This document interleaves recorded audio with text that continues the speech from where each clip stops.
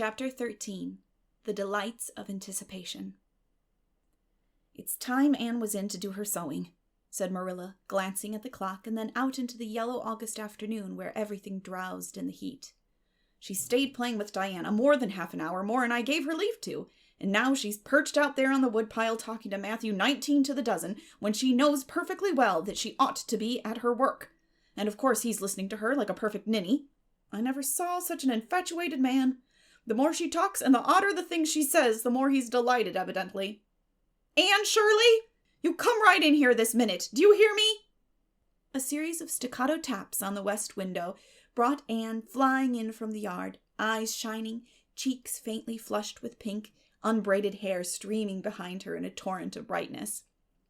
"Oh, Marilla," she exclaimed breathlessly, "there's going to be a Sunday school picnic next week in Mr. Harmon Andrews' field right near the Lake of Shining Waters.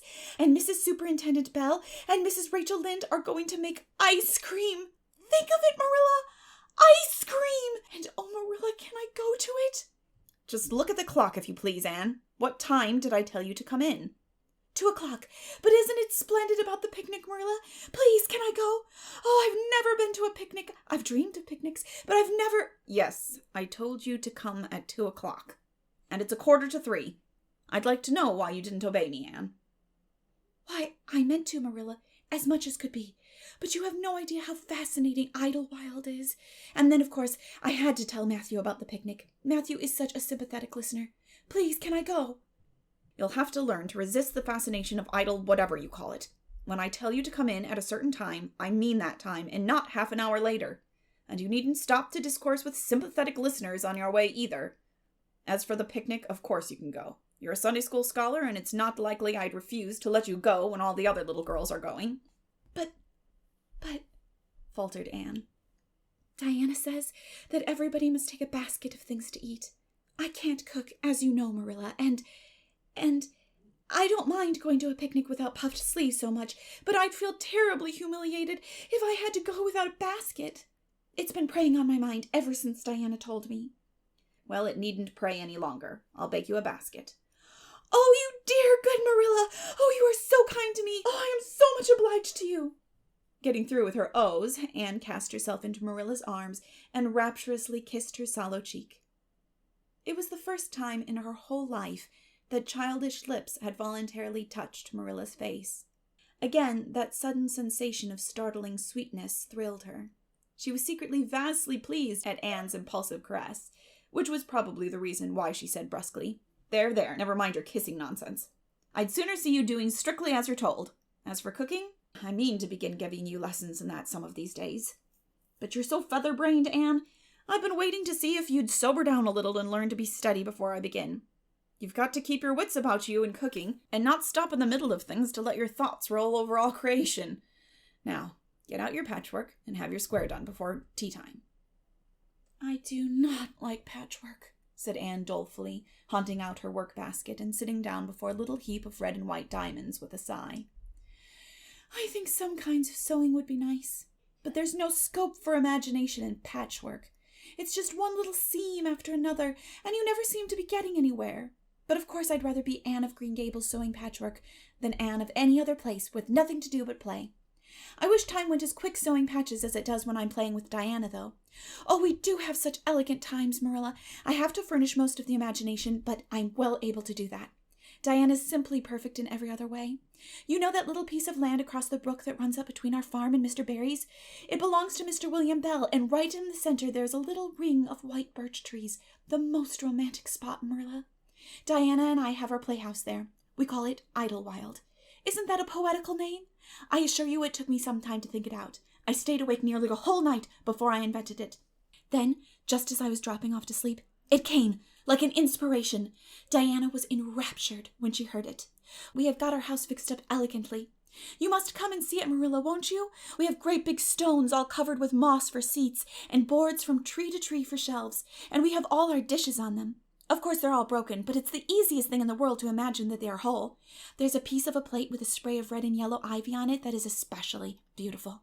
We keep it in the parlor, and we have the fairy glass there, too. The fairy glass is as lovely as a dream.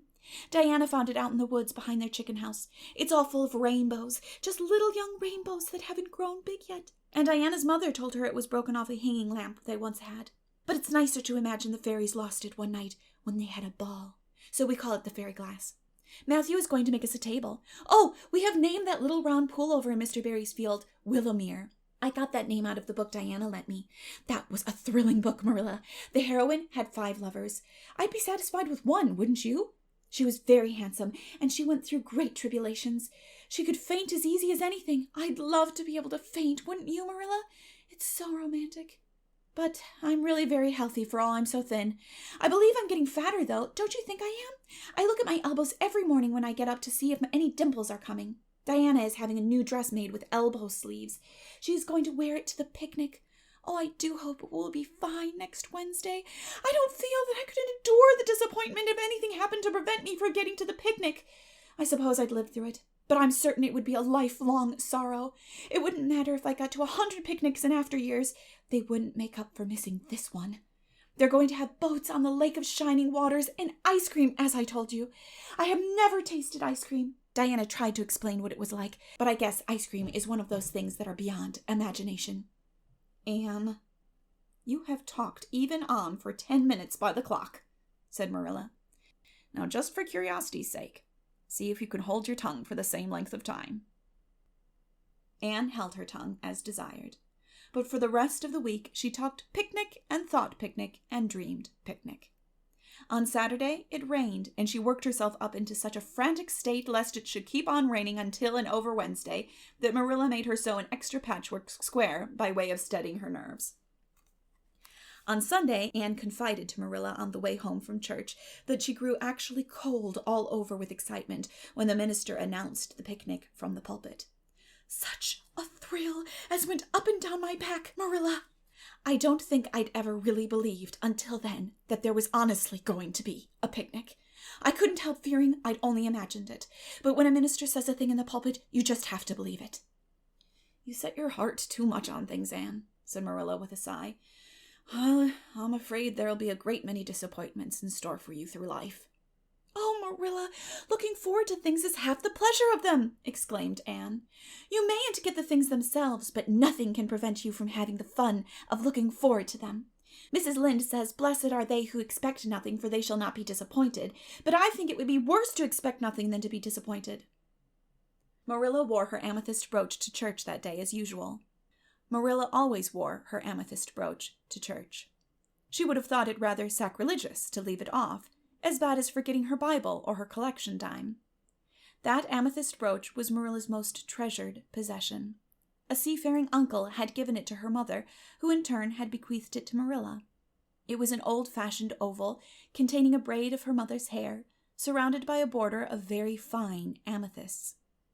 Marilla knew too little about precious stones to realize how fine the amethysts actually were, but she thought them very beautiful, and was always pleasantly conscious of their violet shimmer at her throat, above her good brown satin dress, even although she could not see it.